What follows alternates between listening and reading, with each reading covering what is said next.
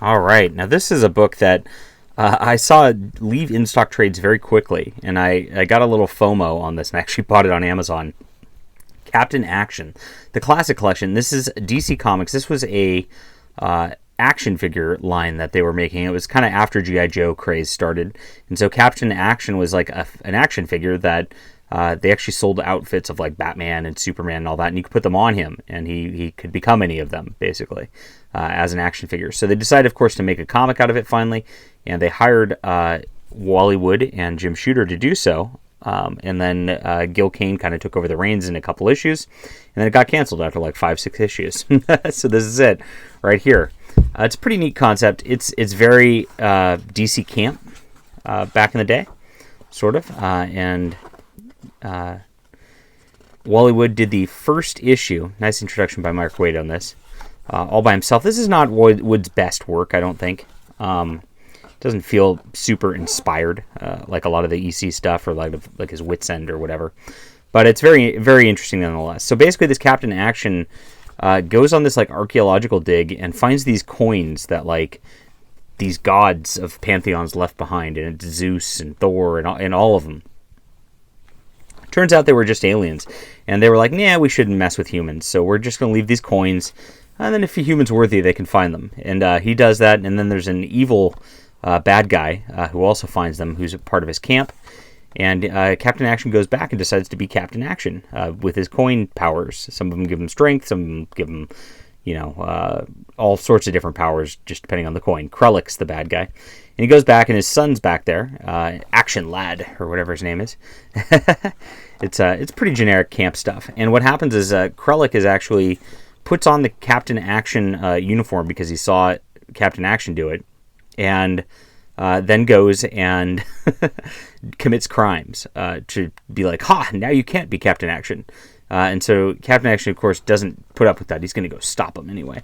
Superman shows up for a couple panels, and this is, I think, Wally Wood's only Superman drawings ever, interestingly enough. And Captain Action pushes him aside and says, this is my deal. And then he gets kind of in a spot where he gets captured at the end of this. And then Gil Kane takes over the art for issue 2. Jim Shooter still writing it as we kind of round out this storyline with this Krellick bad guy, and it's kind of like generic caper stuff pretty well.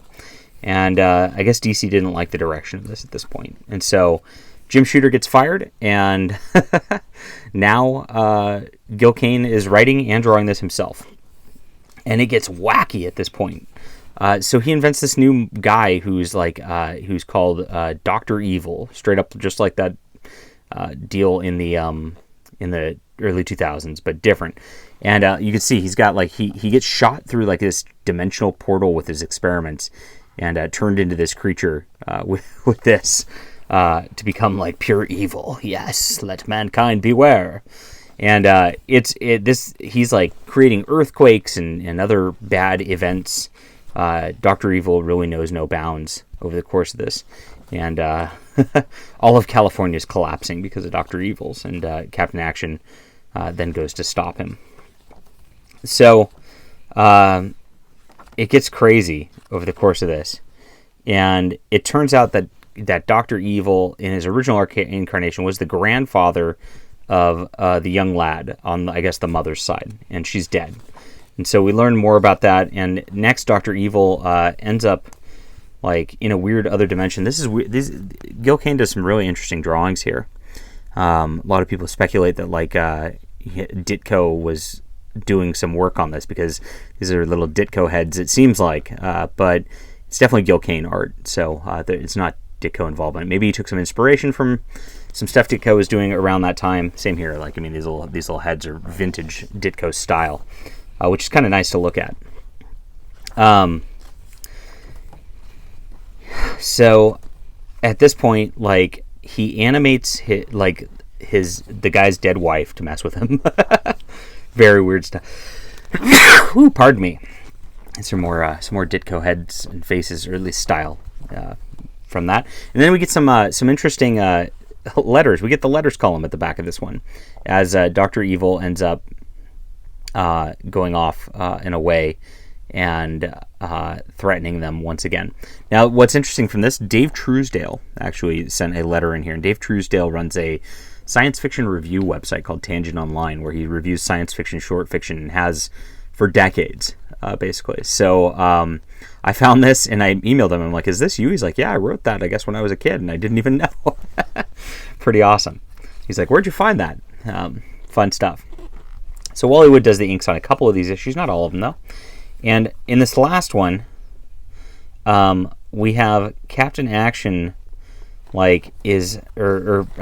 Evil is, which one is this? Hold on. What's going on here? Terrible review. I just blanked on this entire story here. I don't remember what happened to this one. Why don't I remember this? Oh well, we're going to go with this anyway. I remember reading it. I did read it. And let's see. This is a cool looking panel, regardless. Look at that. Look at that sort of like fear it invokes, and that cool, here's some more of the heads in here. I actually have no idea what's going on in this situation. They developed a new bad guy in this one, I guess. And he is leading like a hate group, basically, to try to I guess, take over. And he has an outward appearance of like a friendly guy, and then he's got a behind the scenes appearance of a not so friendly guy. And there's a young kid involved with this also, who's a friend of Captain Action's son. And so now I remember. All right, so he's got his little group. It's like a little Hydra kind of group, basically underground, and he kind of cracks up at the end and accidentally kills his son in the process of his like attempts to riot. Is how it ends. Okay, sorry about that. I forgot about just kind of how that went. But this is cool stuff. Everything in here is awesome. The art's awesome. The direction's awesome. Gil Kane really does some just remarkable work. Especially in 3, 4, and 5. I'd say 1 and 2. You know, with Wally Wood drawing, I was pretty excited. But honestly, like I said, it's not some of his best work.